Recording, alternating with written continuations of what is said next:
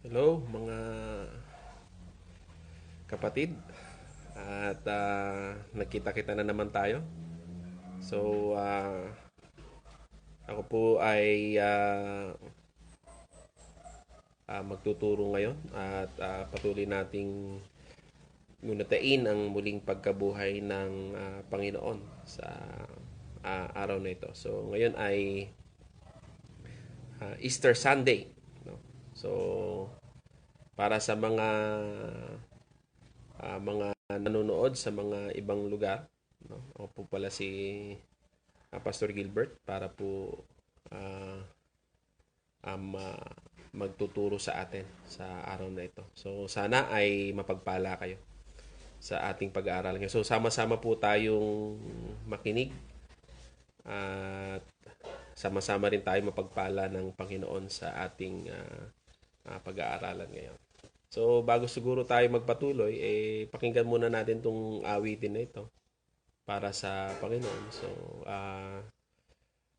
pagbulay-bulayan natin yung mensahe niya dahil ito ay tumutukoy rin sa ating kalagayan ngayon para ipakita na kailangan daw nating maging still, yan, no? Maging matatag para sa ating kalagayan.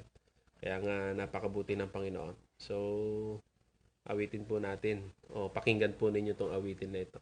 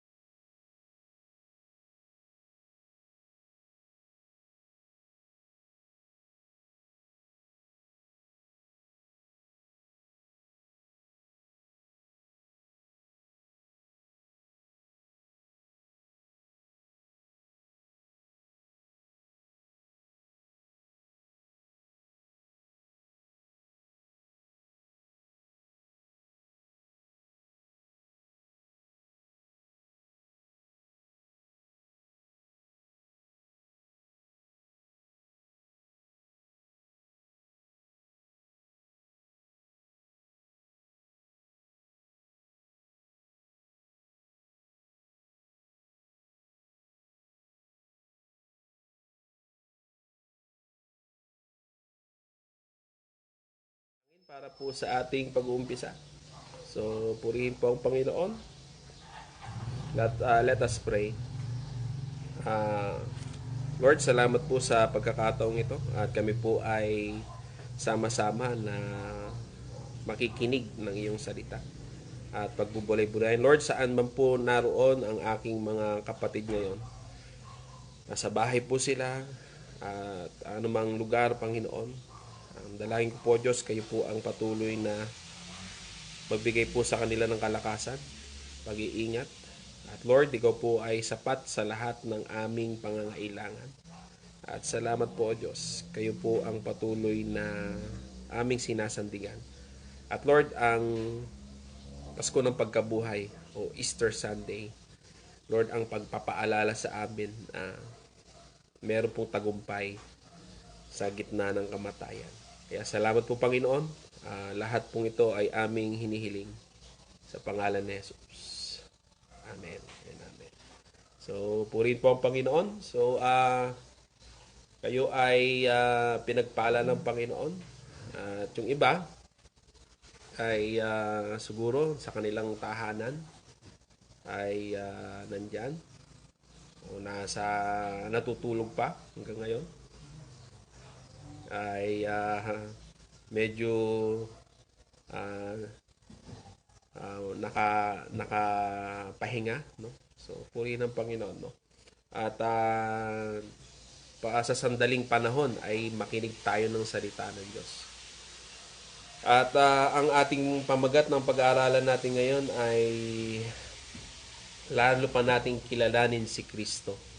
So, paano ba natin laging, ibig sabihin, parang sa ating lockdown o ECQ o itong community quarantine natin, marami tayong pagkakataon na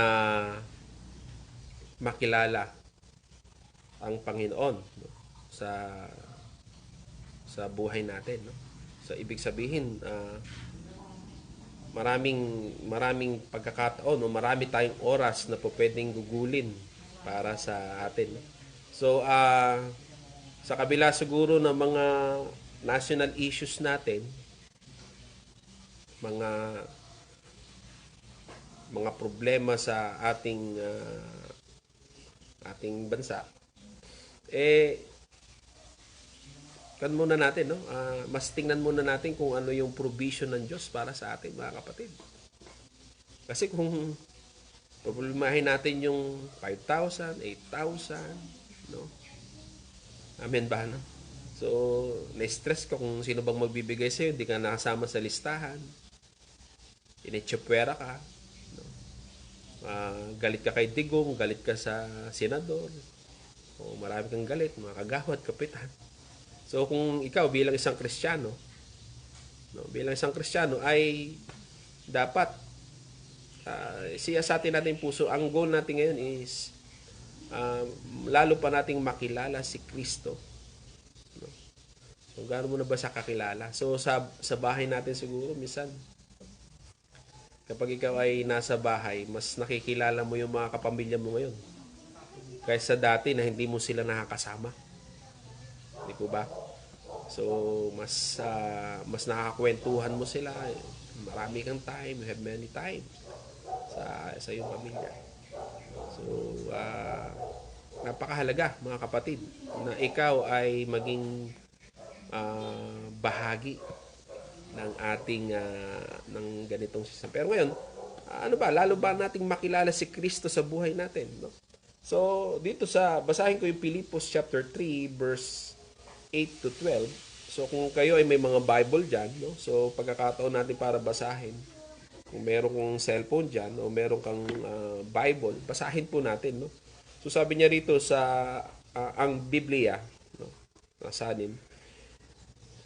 Sa verse 8, higit pa roon ang lahat ng mga bagay ay inari kong kalugihan dahil sa higit na kahalagahan na makilala si Kristo Jesus na Panginoon ko.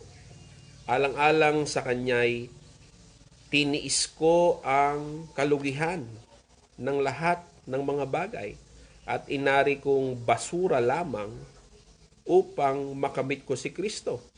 Pantindi, no? Na statement. Sa verse 9, at ako'y matagpuan sa Kanya na walang sarili kong katwiran na mula sa kautusan, kundi ang katwiran sa pamamagitan ng pananampalataya kay Kristo, ang katwirang buhat sa Diyos na batay sa pananampalataya. Verse 10, upang makilala ko siya at ang kapangyarihan ng kanyang muling pagkabuhay at ang pakikisama sa kanyang mga kahirapan na ako'y matulad sa kanya sa kanyang kamatayan. Amen, mga kapatid.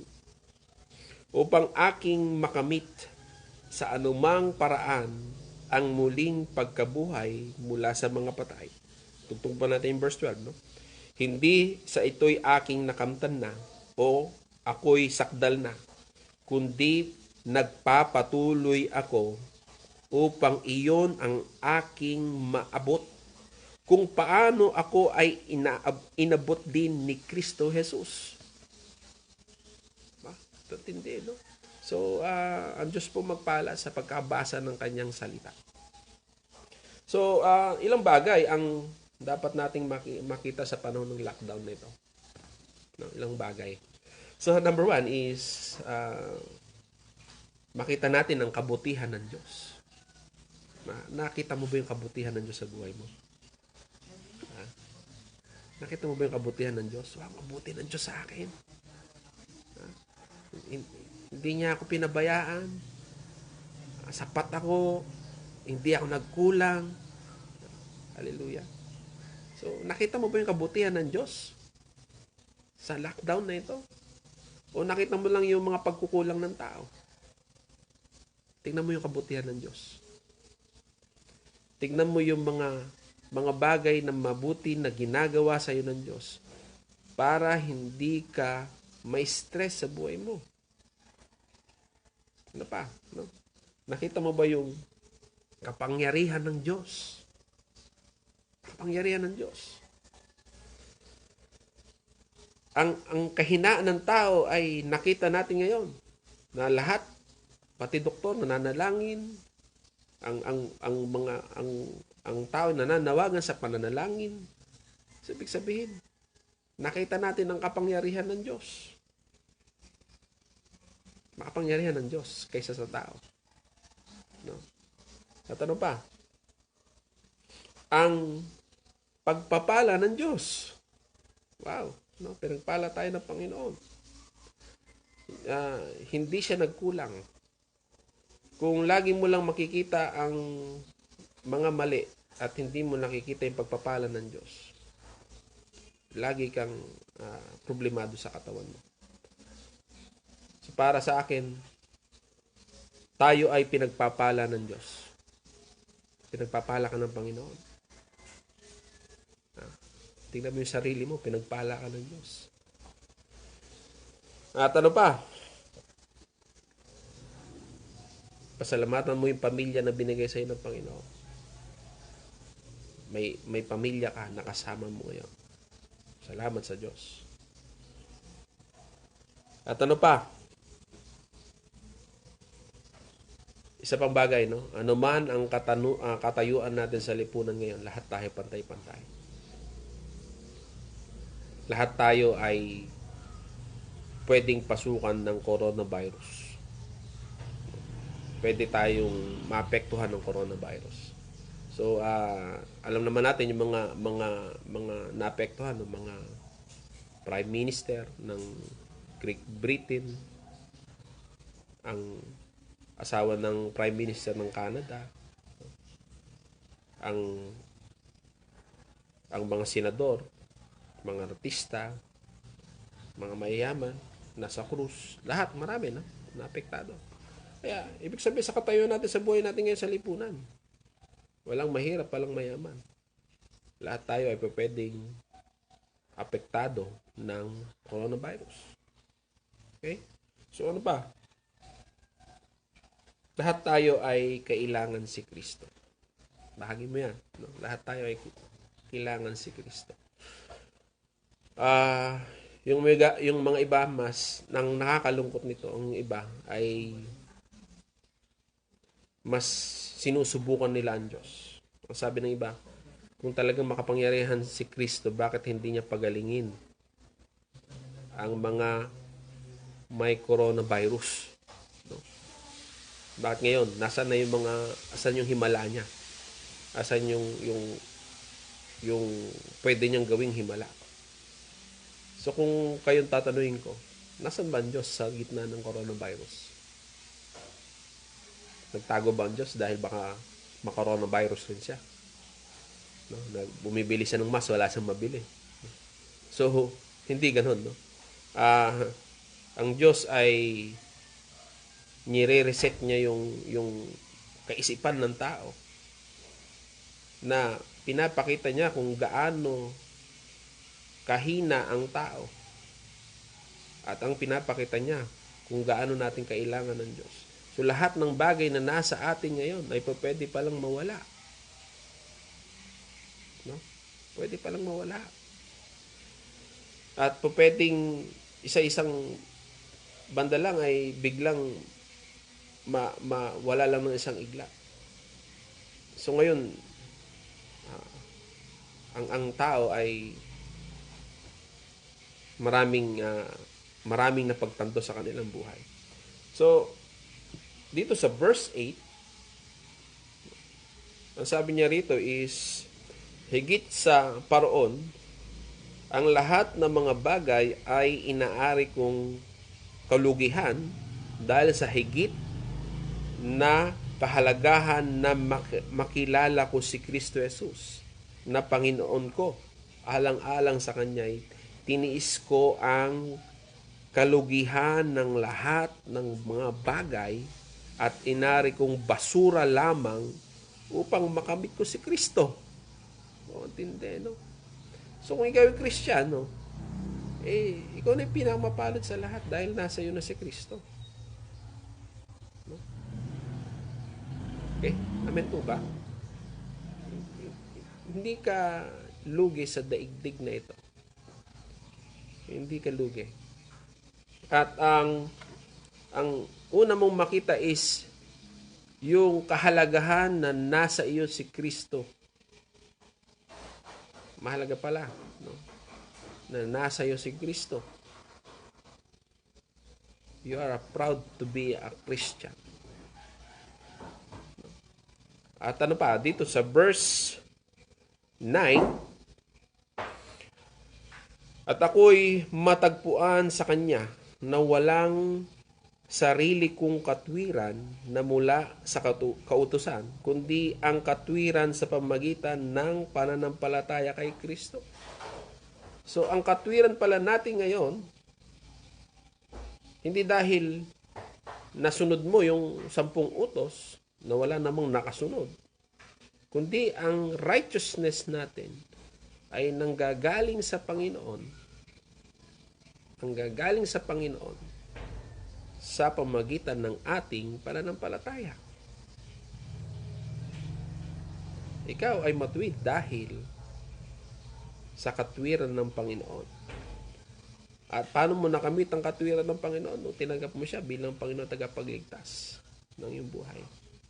Ang iyong katwiran ay galing sa Panginoon sa pamagitan ng pananampalataya.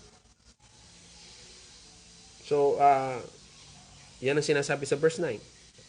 At dito sa verse 10, no, pangatlo, so number 1 is preciousness of Christ. Tandaan mo yan.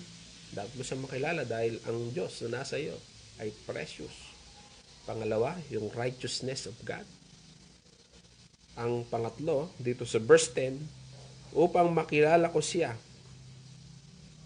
at ang kapangyarihan ng kanyang muling pagkabuhay at ang pakikisama sa kanyang mga kahirapan. At ako'y matulad sa kanya na sa kanyang kamatayan upang aking makamit ang anumang paraan ang muling pagkabuhay mula sa mga patay.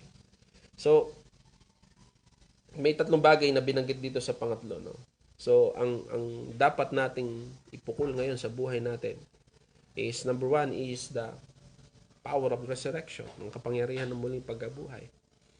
So, ang mga Kristiyano daw ay minsan lamang mamatay, ngunit dalawang beses silang mabuhay, no?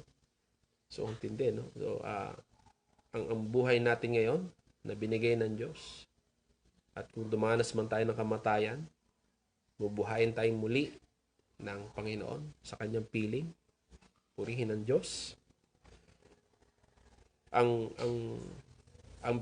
pinapaisip sa atin ni Satan is tayo ay tinatakot niya sa kamatayan, sa sakit. Ang dalangin ko na hindi tayo maging paranoid. Ang paranoid is para bang hindi ka mabubuhay ng walang alcohol. Ang bawat umubo ay tinitingnan mo. At para bang lagi kang mahahawaan ng virus. Pero ganun pa man, no? Tayo ay binigyan na ng buhay ng Diyos. At kung dumanas man tayo ng kamatayan, ay bubuhayin tayo ng Panginoon. Yan ang kanyang pangako sa atin, no? Pangalawa is suffering with Him. So, siguro kung medyo nalampasan ka doon sa hindi pa nabibigyan ng relief. Ayan, ang tindi, no? Nagsasawa ka na sa sardinas. Wala kang sweldo ngayon. Ayan. So, ano ba masasabi mo rito? Ano?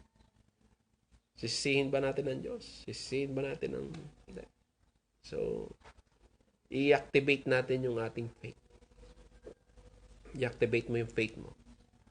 Dahil, ang sabi ng Panginoon, tingnan mo yung mga ibon. Hindi man sila nagtatanim. Hindi man sila namumblema. Pero sabi niya, kung wala akong approval, hindi yan mamamatay.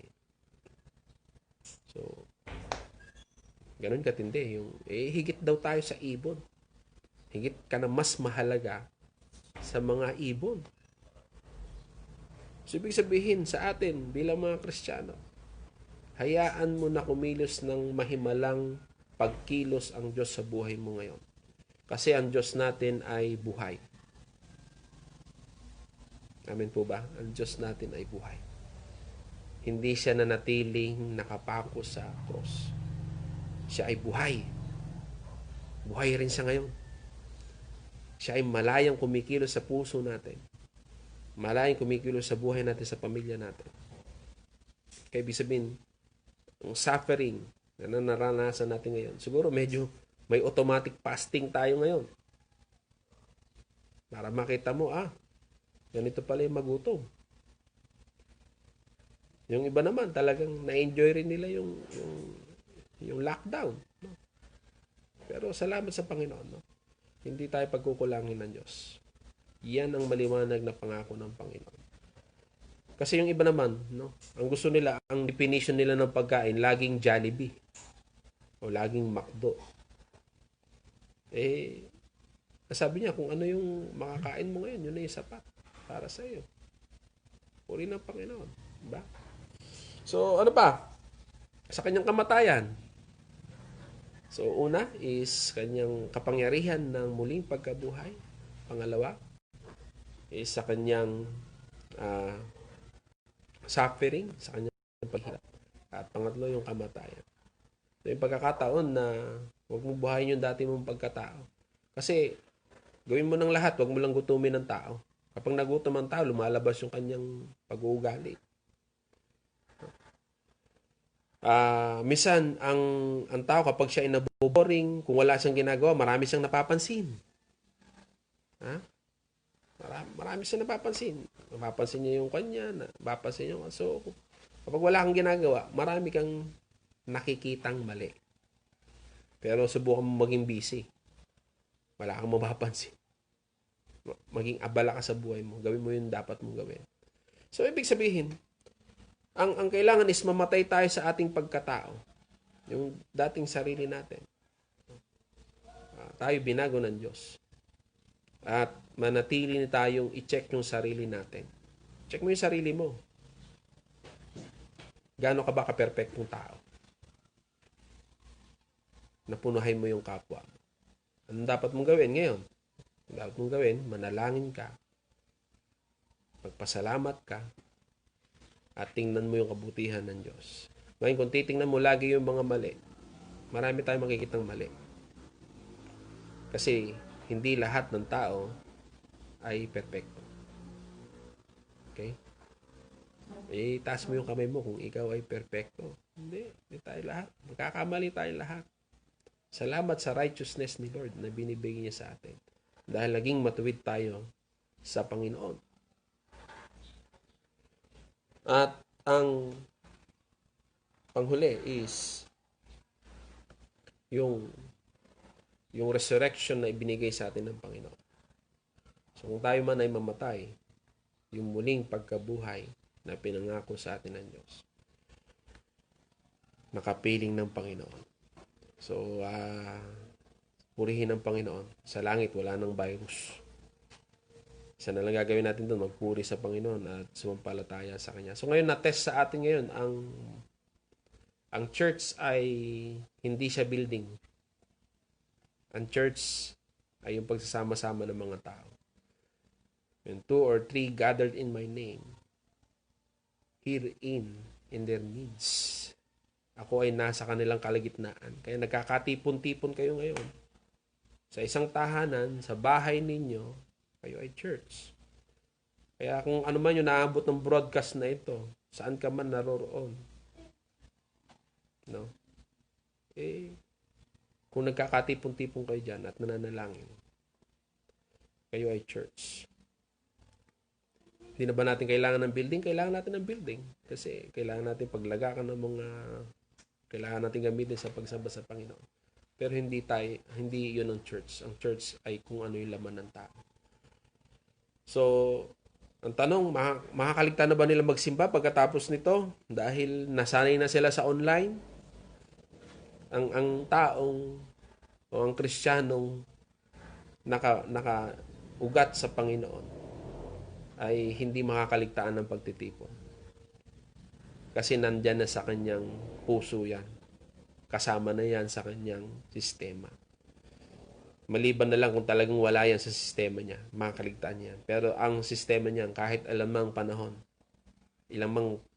ang mangyaring ganito, hindi niya makakaligtaan ng pagtitipon kasi nandyan yan. Nandyan sa puso natin. Nandito sa atin ang Holy Spirit. Magkakadugtong-dugtong tayo sa ating espiritu. So, ang espiritu ang nagdudugtong-dugtong sa atin. Saan ka man naroon ngayon? No? Ano man ang pangalan ng church mo? Ano man ang pangalan ng simbahan mo? May isa tayong Spirit, no? May isa tayong Panginoon. Kaya nga, purihin ang Panginoon, no? Sa muling pagkabuhay na ito, sa Resurrection Sunday na ito, pinapaalala sa atin na meron tayong tagumpay. Meron tayong dapat, meron tayong nakamit sa buhay natin. Hindi na sayang ang panahon. Marami tayong natutunan ngayong lockdown na ito. At meron pang additional na 2 weeks, no? Hanggang April 30 tayo. So, ilang linggo na yun na hindi tayo magkakaroon ng service. No? Pero hindi mawawala si Kristo sa puso natin. Kasi lagi siya nandyan. Andyan yung Biblia, andyan ang lahat ng mga bagay ay nasa atin na. Walang dahilan para hindi ka lumago sa iyong pananampalataya sa panahon na ito. So, ano ba ang conclusion natin? Dito sa verse 12, ang sabi niya rito, hindi sa ito'y aking nakamit na o ako'y sakdal na, kundi nagpapatuloy ako. No? Nagpapatuloy ako.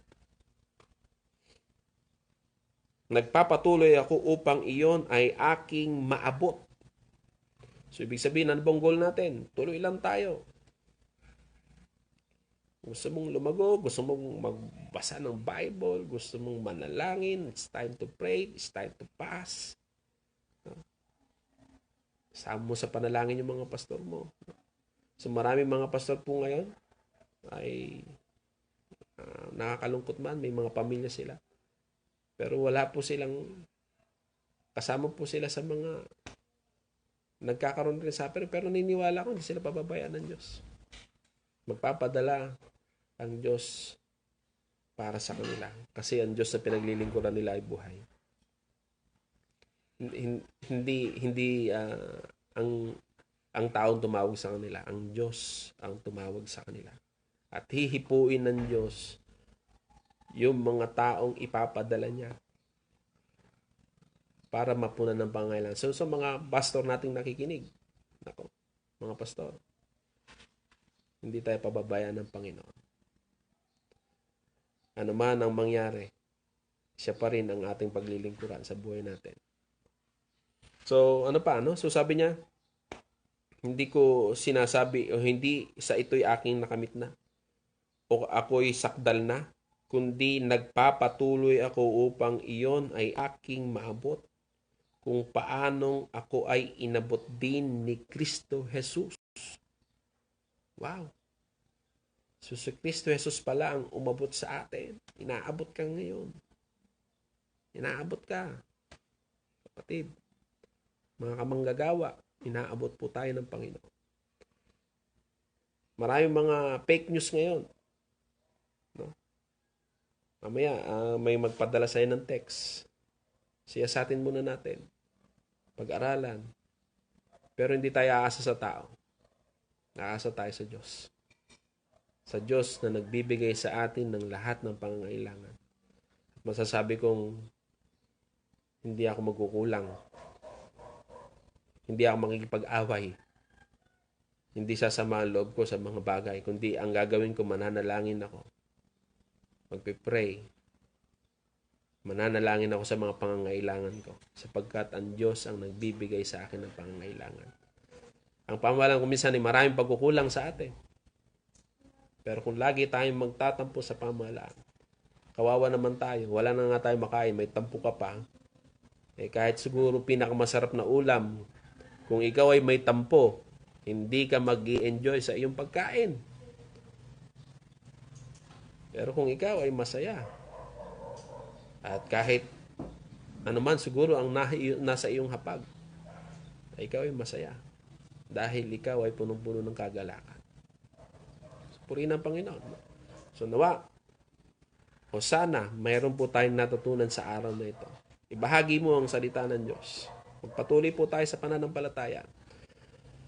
Ang Easter Sunday ay isang paalala sa atin na si Jesus ay nabuhay na muli at hindi na natiling patay o nakalibing sa libingan, kundi siya ay muling nabuhay para sa atin. May pag-asa po tayo.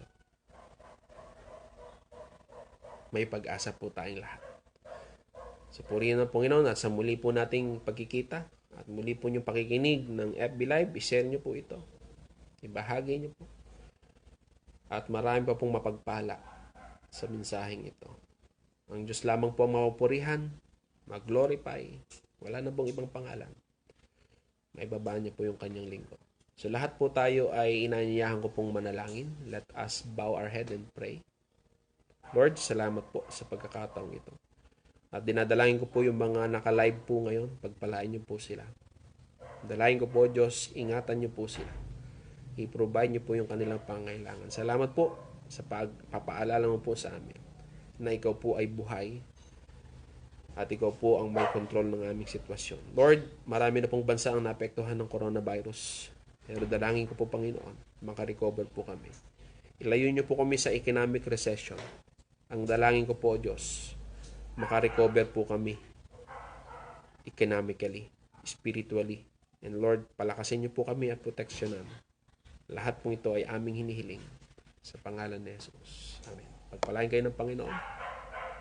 At sa susunod na mga pag-live natin, ay nawa maging kasama rin po namin kayo. Ano man church yan, ano man kayong mga denomination, kung ikaw ay willing na makinig ng salita ng Diyos, kasama ka namin para sa pakikinig ng salita ng Diyos. So God bless po sa inyo. At pagpalain po kayo ng Panginoon. So, humayo po tayo may kapayapaan, kagalangan, kasama po ng Diyos sa pangalan ng Ama, Anak at Espiritu Santo. God bless po sa inyo. Amen and amen.